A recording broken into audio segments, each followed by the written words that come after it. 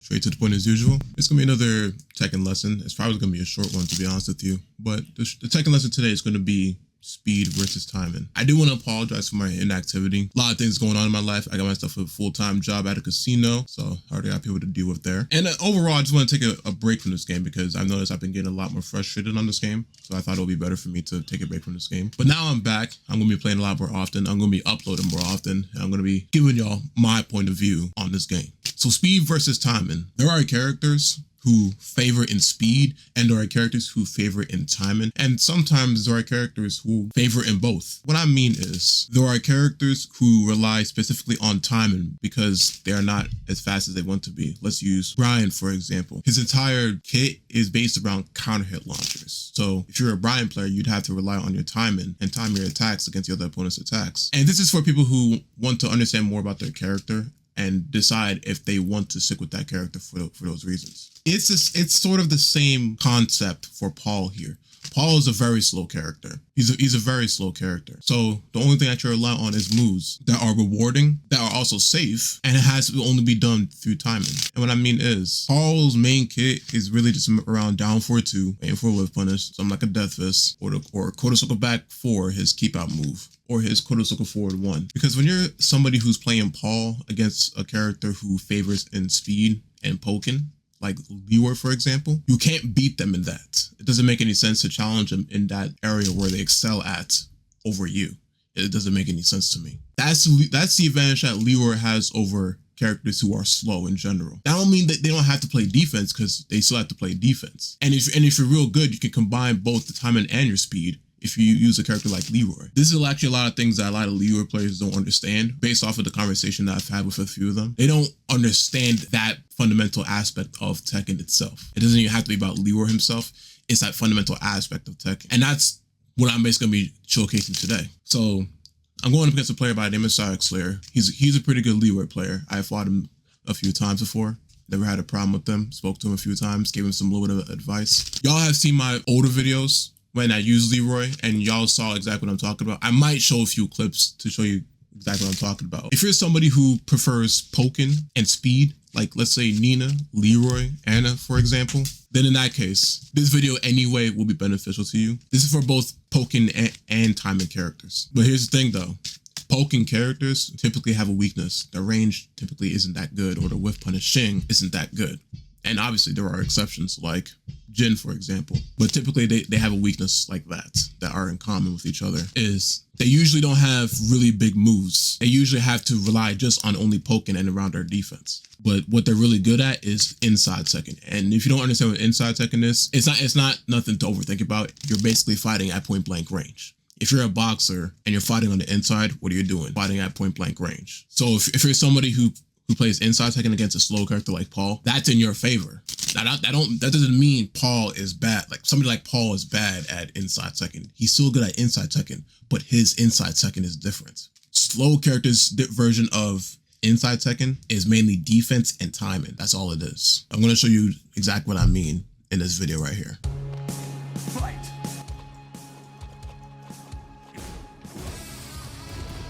So I'm already walking up to him. I drop my headphones. I'm already walking up to him because I fought him before. I understand how he plays. I understand he likes to play that inside Tekken. So I decided, let's start off with inside Tekken. Let's see who really got it like that. We're gonna see who really got the skills like that. And that's just what I wanted to see. My character isn't as good as he is in inside Tekken, yes, but you're gonna see something already. I have an idea of when he wants to press because I fought him before.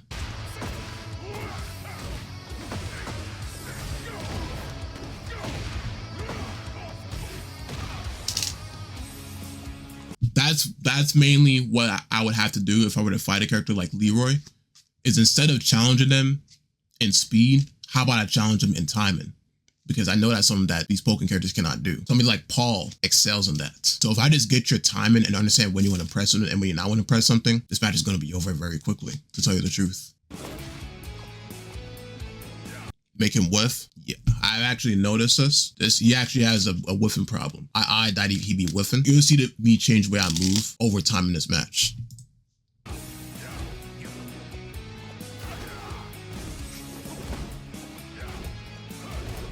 You see what I mean when I say defense and timing? That's Paul's version of inside Tekken, is defense and timing. You can't challenge these characters in Pokken like he is. That's what he's doing. I can't challenge that. Don't. My only way of challenging it is just for a down forward 2. And wait for an unsafe move.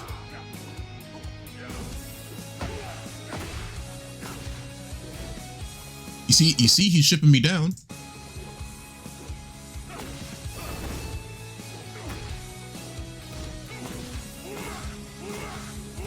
Hit him 3 times.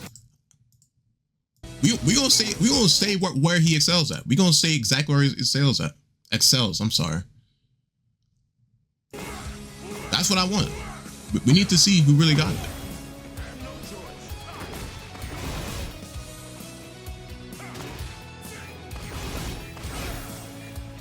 Got a missed input. Knew when he was gonna come in and launch his ass.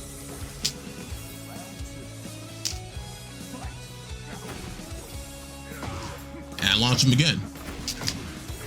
That's basically Paul in a nutshell when you're going against these characters. That's just what he is in general, but more exaggerated when you're fighting a character like Leroy. I understand when he wants to come in. He caught me here. This is really good on him.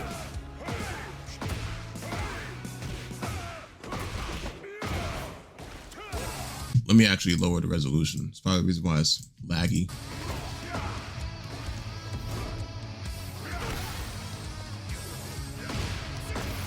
He whiffs again. I get a launch punish. Matter of fact, because you know you messed up. Because I got a counter hit right here.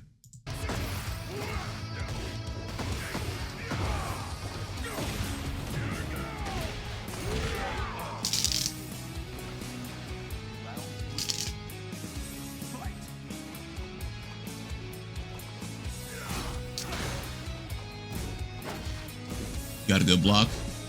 You can see he's good. He's doing pretty decent himself.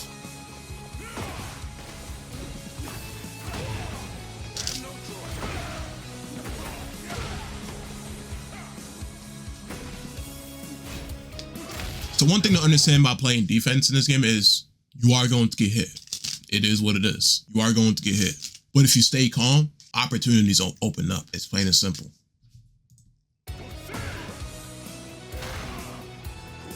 I did a little feint there. He didn't fall for it.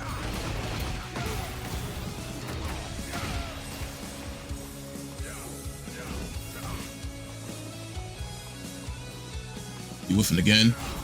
I should have whiff punched him with the death fist. So this is why I call the in and out drill. Not the in and out drill. Well, it really is the in and out drill. It's called the perfect blend drill, where I go in and out, where I start making you whiff through my movement.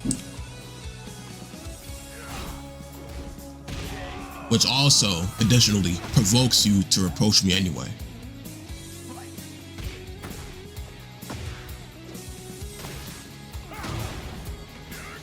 And because he be ducking a lot, I've actually eyed this earlier in the match when he blocked my sidestep low.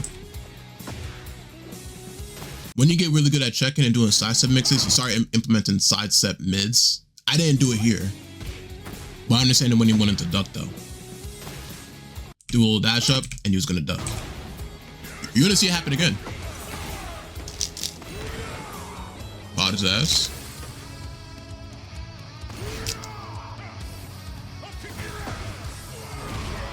Ran up on him with that goddamn demo man. Our second match. Because he was starting off with a slow move the previous game, I decided to start first with the 1-2.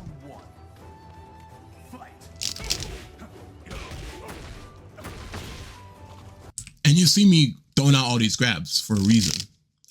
It doesn't matter to me if you tech the grabs, because at the end of the day, you have to tech them anyway. The whole point, it's really the harassment drill, where I make you feel uncomfortable and start making you duck a lot. And when you start ducking a lot, I'm gonna start beating the shit out of you with the mids. We're gonna make you duck. We're gonna make you uncomfortable. That's my plan.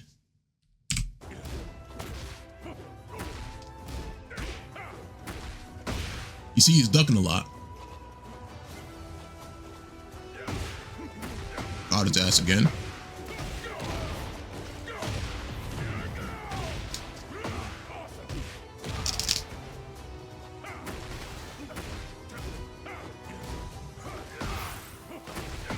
Caught his ass again. So you see me exploiting his weaknesses in real time, while also using the character's weakness at the same time. I'm also throwing out moves myself because I know Leroy cannot whiff punish. So I have that leeway of throwing out moves without that much risk.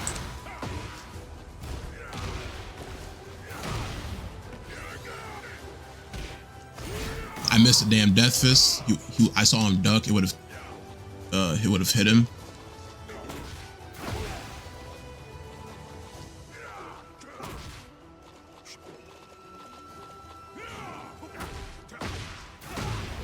He got me here. Let's get on him. He fell for that same thing again from last game. Not last game, but last round.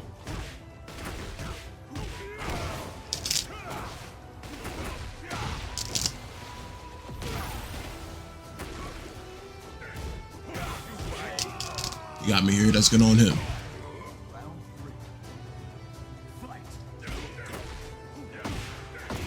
I saw him whiff. I launched his ass again. He had the whiffing problem. It's like I said earlier, he be whiffing a lot. So I took advantage. Sidestep into mid. I know he's gonna duck after I sidestep.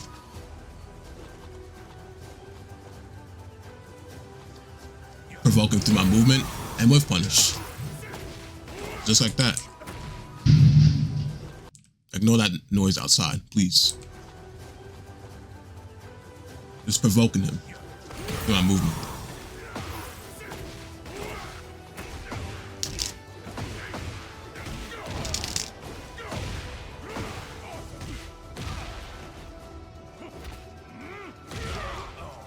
That's all she wrote.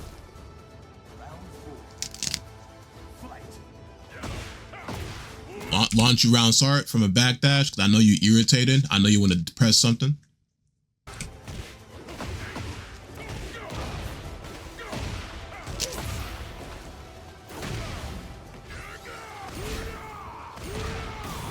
Knew he was going to press something right there. That's why I went for it damn near immediately. But you see why he was struggling a lot, though. You see why he was struggling a lot because his inside Tekken is not that trained. He's playing the character that favors inside Tekken, but the thing is, his inside Tekken hasn't been that trained well. That's why I've been able to outperform him in that section. But yeah, that's it.